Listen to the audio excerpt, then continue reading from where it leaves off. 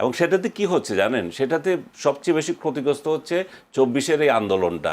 এটার প্রতি মানুষের যে ভক্তি, আজকে আমরা জুলাইতে আছি, এতগুলো ছেলে যে আত্মত্যাগ, এতগুলো ছেলে যে শহীদ হলো, রাষ্ট্র কিন্তু তাদেরকে অবহেলা করছে না। রাষ্ট্র তাদেরকে, শহীদ যারা হয়েছে তাদের ফ্যামিলিকে টাকা দিচ্ছে, 30 লক্ষ করে টাকা দিয়েছে, আবার ভাতা দিচ্ছে। যারা নিহত হয়েছে তাদেরকে, যারা আহত হয়েছে তাদের 5 লাখ থেকে 1 লাখ পর্যন্ত চিকিৎসা ভাতা দিচ্ছে। তাদেরকে চাকরিতে আবার কোটা দিচ্ছে, যদিও কোটার বিরুদ্ধে আন্দোলন করেছিল। এইটা আরেকটা হিপোক্রেসি।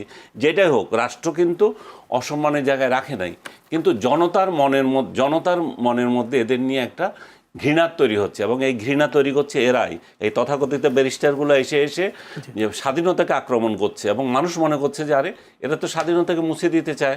তাহলে এই মানুষের আক্রমণগুলো, মানুষের তখন এই ঘৃণাটা 24-এর উপর চলে যাচ্ছে, এবং এই ঘৃণা উৎপাদনের ক্ষেত্রে এরা ভূমিকা রাখছে।